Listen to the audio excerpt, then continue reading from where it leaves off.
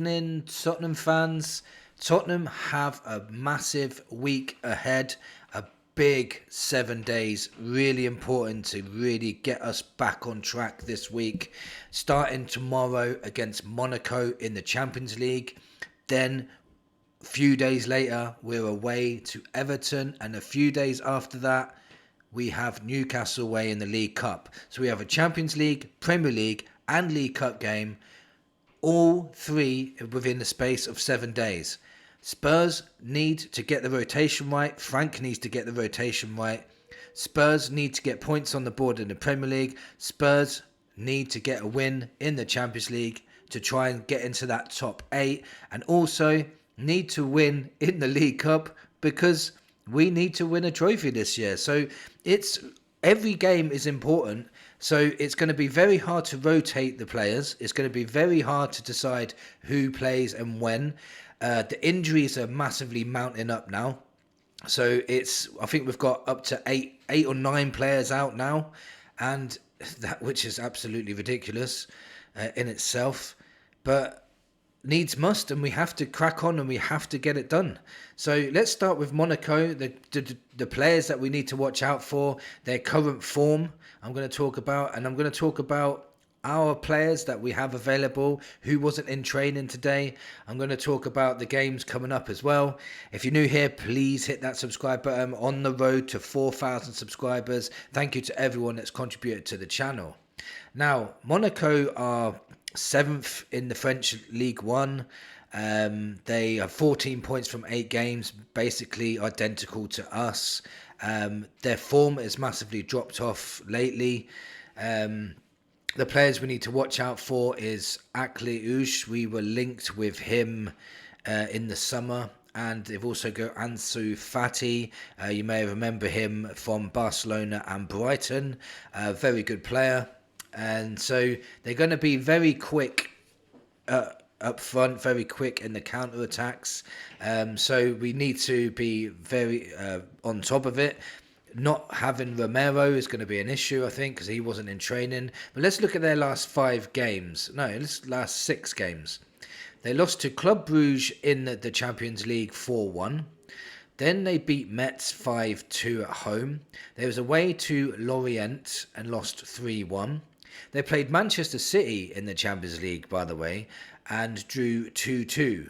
And on paper, that looks like a great result, which it was, but Manchester City were absolutely all over them and had double the amount of shots on target, double the amount of possession, and really should have won the game. And Monaco got a penalty in the 90th minute to equalise to make it 2-2. So it looks great on paper, but the performance wasn't great, and Manchester City could have run away with it. Then they played Nice, who are 10th in the French league, and drew 2-2. And then most recently, on the 18th of October, they played away to Angers, and they drew 1-1. Angers are second from bottom, by the way. So Monaco seem to be struggling a bit, so maybe we can take advantage of this. You might say that we are struggling a bit, but we've only lost 2 all season, so I wouldn't call that struggling too much. So injury news for us, Romero and Udogie were not training today, so I'm assuming they're not going to be playing. No Solanke again, even though Frank said he could be in the squad on Sunday, so that's very strange to me. Didn't see Takai again. What the hell's happened to that guy? Ain't seen him since he's been here. I've not even seen him training or anything. I ain't even seen him in the gym room. I ain't seen him anywhere. He's just the mysterious case of Takai, and don't know where he's gone.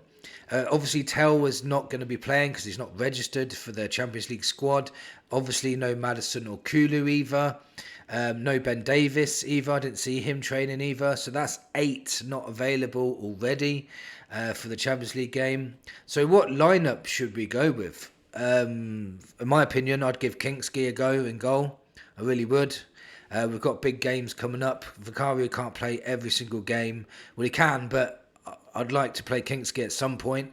Jed Spencer's got to go left back. We'll have Van der Ven left centre back. Danso will come in for Romero, in my opinion. Porro will play at right back because Spence will be at left. Then Paulinho, I'm assuming, will play. But then I'd put Bergvall in, and then I'd put Xavi in the 10 again, and then give him the ball a bit more. I think Bergvall will do that job brilliantly.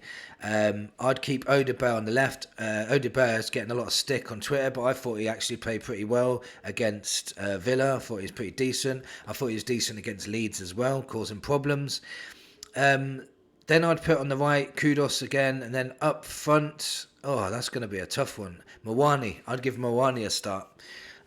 He came on off the bench against Villa. He needs game time. Start him, and if obviously he tires, then obviously put Richarlison on. But we could even try Johnson in the forward line. I've been talking to a lot of my subscribers about this. If we put Johnson in the number 9 role and just put through balls to him, he's a good finisher. You never know what he might be able to do. But I would start Mawani anyway to see what he can do and see what he's up for. So the big week for Spurs is massive. After this against Monaco, I'm hoping we can get the 3 points. My score prediction is, because we're actually better away, it's very strange, and the next 3 games are away, so that's the only positive I can take, or any confidence I can take, is we're really good away. So I'm going to say 3-1 to Spurs against Monaco. Hopefully, I'm really crap with predictions, by the way, so take that with a pinch of salt. Then we've got Everton away, and a lot of Spurs fans have already written us off against Everton, and I'm not sure why. Everton have started really, really well. They've got some class players in there now with Jack Grealish and Ndiaye, who we're linked to now, by the way, and he's an explosive winger. He's really, really good, so we need to watch out for that. But it's not impossible to beat Everton. Like I said, we're better away. We'll set up differently when we're away as well. So yeah, I can see us getting a result against Everton. I'll go for a draw because I'm being a bit pessimistic, but I can't see why we can't win that game. But I'll go for a draw for that one. Then we've got Newcastle away in the Carabao Cup, and they're the holders of the Carabao Cup. It's going to be it's going to be so hard. I was going to say almost impossible, but nothing's impossible. It's going to be very hard to play against the current champions of the League Cup and get a result at their ground. Their ground is a fortress for them now.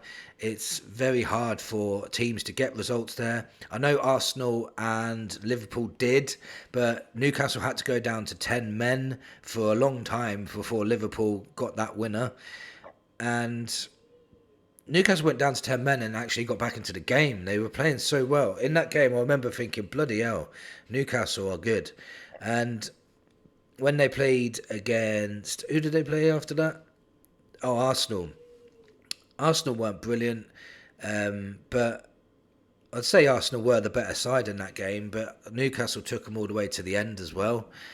So it's going to be a very tough game. I can't see us getting a result there. I really can't. I don't want to be like, get this video out and go, we're going to lose every game.